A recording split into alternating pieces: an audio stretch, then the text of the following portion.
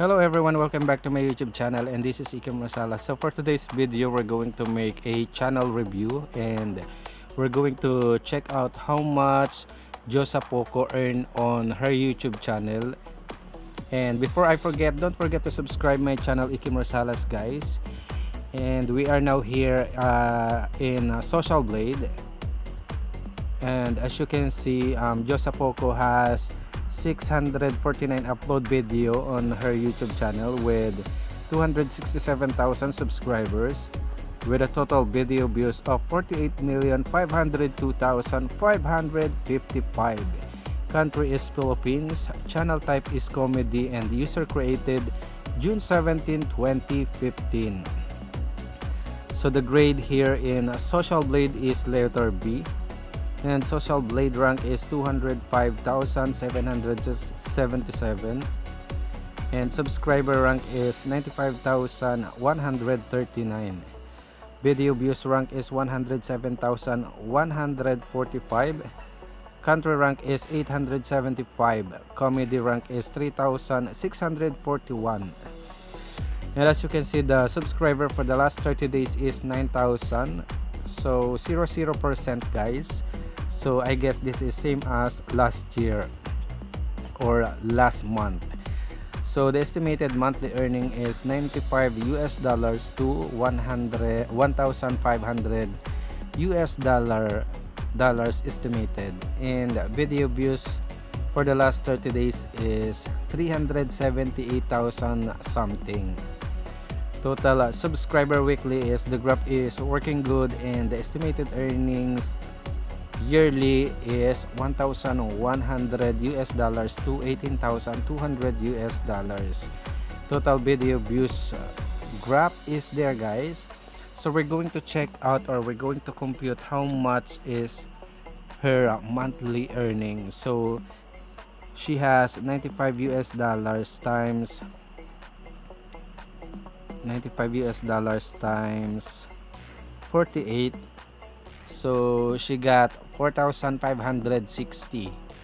So that is the minimum for estimated monthly earnings, and we're going to check the maximum, which is $1,500 times 48. So she got 72,000 flat, converted into peso. And then we're going to check out the estimated yearly earnings. So the minimum is $1,100 times 48. So she got 52,800 pesos. So that is the minimum for yearly earnings. And then the maximum is $18,200 times 48. So she got 873,600 pesos. So not bad. So since the video views is from different part of the world, and every country has the so-called CPM, which is stand for cost per meal. So iba-iba ang CPM ng bawat bansa, and yes, ayan, iba-iba ang CPM ng bawat bansa. So merong mga bansa na matataas ang CPM like USA, Australia, Canada, Pakistan, and Maldives. Ayan, it was included in a top 20 country with the high CPM. So i-check natin din yung kanyang summary. So big shout out kay Dyosa Pockoh, and I hope you subscribe to her channel and more on stress reliever. And if you feel sad, you have to go to Dyosa Pockoh YouTube channel, or sa Facebook. Meron din siya mga video sa Facebook kasi doon siya nag-trending eh. So we are now here sa YouTube summary ni Dyosa Pockoh. So makikita nyo yung kanyang estimated earnings, video views, subscribers, and mga dates ng mga upload videos.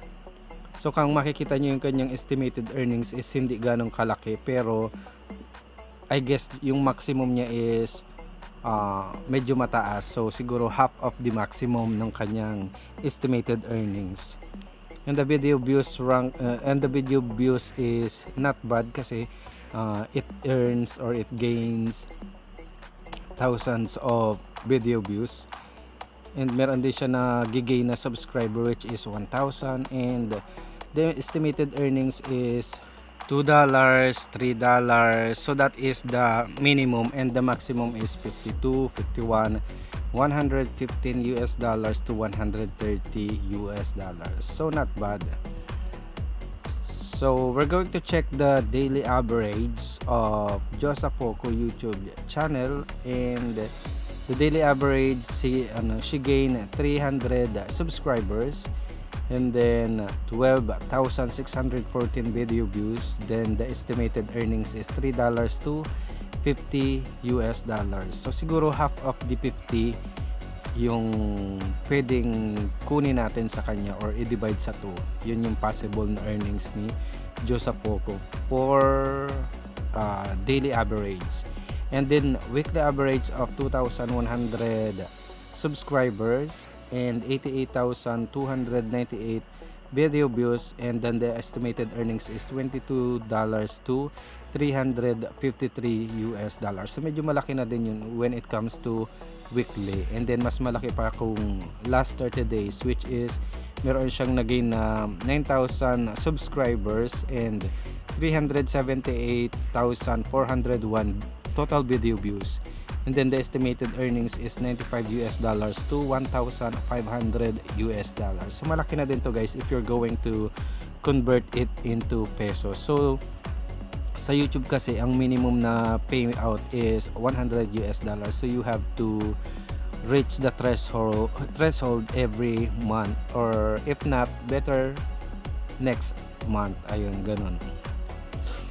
So this is only the estimated earnings, and nobody knows how much she earned on her YouTube channel. Big shoutout once again to Dyosa Pockoh. Taga Batangas. So maraming magagaling na vlogger din sa Batangas. Kagaya nung isang babae na taga Batangas din, and of course si Dyosa Pockoh, which is nakilala siya sa Facebook, naging trending siya, and naging guest siya sa mga TV mga ganyan.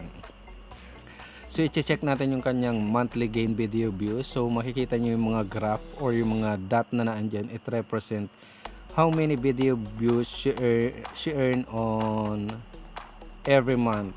So for the last January, she gained 891,000 video views. And then ayan, i-click nyo lang yung mga dot na naandyan at magpa-pop up kung ilang video views ang nagain niya sa bawat buwan.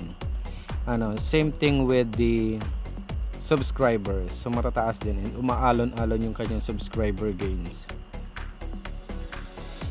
So mataas din yung kanya nakuha. So meron siyang 13,000 last January. Kaya pala 0% yung kanyang subscriber recently, yung 9,000 subscribers.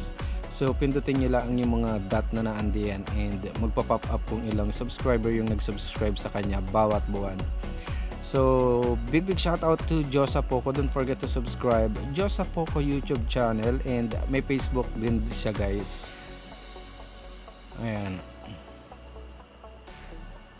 Ayan, all the way from Batangas, Dyosa Pockoh. So that's for today's video, and I hope you inspired to this video, and thank you for watching, and don't forget to subscribe. Ikim Rosales. Keep safe everyone, and bye bye.